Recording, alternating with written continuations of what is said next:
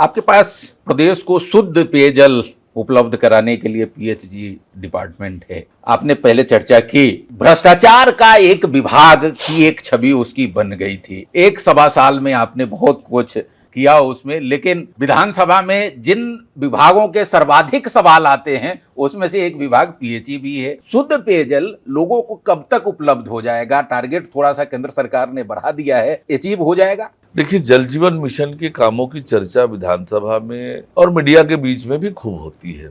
उसके पीछे मैंने कारण आपको बताए। मुझे मालूम है इस बात की गंभीरता। आज 2 घंटे भी बिजली बंद हो जाए तो पानी के लिए कितनी तड़फन होती है। पानी जीवन का महत्वपूर्ण चीज है, बिन पानी सब सूल। और जब गांव में स्ट्रक्चर बन गए हैं, नल के कनेक्शन हो गए हैं, ट्यूबवेल की खुदाई नहीं हुई है, पानी नहीं आ रहा है, तो सबकी चिंता एकदम जायज और वाजिब है। लेकिन उसके लिए हमारी सरकार दोषी नहीं है। मैंने बताया कि जल जीवन मिशन 15 अगस्त 2019 को प्रधानमंत्री माननीय नरेंद्र मोदी जी ने लॉन्च किया। हमारी छत्तीसगढ़ की कांग्रेस की सरकार ने 2 साल तक ये खेलते रहे। आपको मालूम है क्या खेल रहे थे, क्यों खेल रहे थे, कौन कौन खेल रहे थे, कैसे सेंट्रलाइज टेंडर करने का हुआ, फिर वो कैंसिल हुआ, फिर अपने लोगों को बांटने का खेल चला। दुनिया का तमाशा इन्होंने और ऐसा हुआ कि जहां पर जल स्रोत नहीं है वहां पर सारा काम करा दिए गए, जल स्रोत छोड़ करके। जल स्रोत का जो बड़ा मामला इसलिए आ रहा है कि इन्होंने एक तो योजना 2 साल बाद प्रारंभ किया, 2021 में प्रारंभ किया, और वो योजना प्रारंभ होने के 2 साल बाद अप्रैल 2023 में ट्यूबवेल की खुदाई का ठेका दिया। तो वो 2 साल ठेकेदार क्या करते, उन्होंने टंकी बनाई, उन्होंने नल का कनेक्शन दे दिया, सब कुछ कर दिया। और ट्यूबवेल की खुदाई का ठेका जो है 2023 में होने के कारण ट्यूबवेल की खुदाई समय पर हुई नहीं। अभी वो टारगेट पूरा नहीं हुआ है, जितने ट्यूबवेल खोदे जाने हैं वो पूरा नहीं हुआ है। और इसलिए ये जो दिखा दिखा के अभी योजना पूरी नहीं हुई है। यदि हम नल के कनेक्शन तो हमारे 80% घरों में हो गए हैं, पर यदि ओवरऑल संपूर्ण काम की समीक्षा करें तो 50 से 60% काम ही हुआ है और उस पर काम चल रहा है। भारत सरकार ने इस योजना को 2028 तक बढ़ाया है। इसका मतलब अभी काम अधूरे हैं। अब अधूरे काम को दिखा दिखा कर बोलोगे आप कि ये नहीं हुआ है, टंकी बन गई है, पानी नहीं आ रहा है, सड़कें खुदी हुई है, ऐसी छोड़ के चला गया है। अभी तो योजना पूरी नहीं हुई है, योजना का काम चल रहा है। 50-60% काम ही हुए हैं। जब काम ही पूरा नहीं हुआ है और आप बोलोगे कि ये नहीं हो रहा है, पानी नहीं आ रहा है, अभी तो योजना चल रही है। केंद्र सरकार ने अब उसे 2028 तक कर दिया और 4 साल का विलंब एक तरह से किया किसी ने, तो वो कांग्रेस की सरकार ने किया।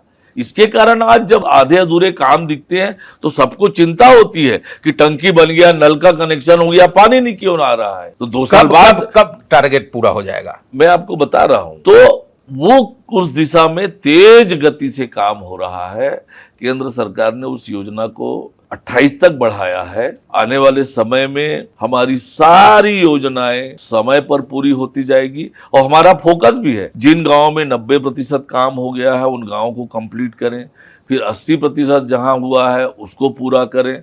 क्रमशः नीचे से लेकर हम पूरा करते चले आ रहे हैं। तो अनेक गांव में 100% घरों में शुद्ध पेयजल जा रहा है, अनेक गांवों में चला गया है। अब उसको पूरा कर रहे हैं तेज गति से। वास्तव में कांग्रेस की सरकार को जितना कोसा जाए इसके लिए वो कम है। लोगों के पेयजल जिसकी योजना नरेंद्र मोदी जी ने बनाई, आपने तो 60-70 साल देश प्रदेश में राज किया, लोगों को शुद्ध पानी नहीं दे सके आप। और मोदी जी ने दिया तो उसमें ऐसा बंदर बाट किया, ऐसा तमाशा किया कि छत्तीसगढ़ के लोगों को वंचित कर दिया उससे। पर हमारी प्रतिबद्धता है, नरेंद्र मोदी जी के सपनों के अनुरूप जल जीवन मिशन के काम को पूरा करेंगे। काम में कहीं गड़बड़ी होगी तो किसी को छोड़ेंगे भी नहीं। यदि बिना सोर्स के कहीं पर, अभी देखिए सोर्स नहीं है ये नहीं कहेंगे, इसलिए कि सोर्स बनाने का काम चल रहा है, योजना पूरी नहीं हुई है। जितने ट्यूबवेल खोदने थे वो खुदाई नहीं है। अब ट्यूबवेल खुदाया नहीं तो पानी कहां से आएगा, टंकी कहां से भरेगा, कैसे भरेगा। तो योजना चल रही है किसी को विषय बनाने की आवश्यकता नहीं है। हमारी प्रतिबद्धता है। कांग्रेस की सरकार ने इस योजना का पूरा मटिया मेट किया, पर हमारी प्रतिबद्धता है नरेंद्र मोदी जी के इच्छा और आकांक्षा के अनुरूप जल जीवन मिशन के काम को पूरा करेंगे।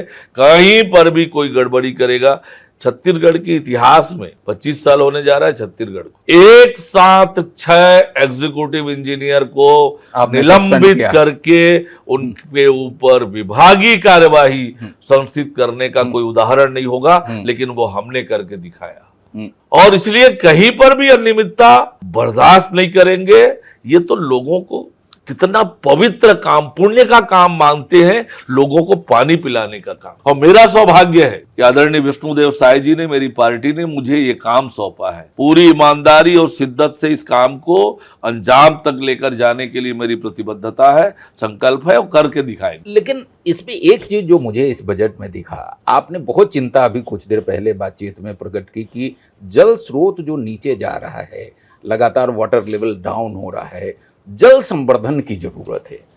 लेकिन मैं जब देखता हूं आपका बजट, तो जल संवर्धन के लिए केवल 2 करोड़ रुपए आपने रखा है। क्या होगा उसमें? देखिए, जल संवर्धन के लिए काम करने वाले बहुत से विभाग हैं। जल संसाधन विभाग भी करता है, पंचायत विभाग के थ्रू भी होता है, मनरेगा से भी जल संवर्धन का काम होता है।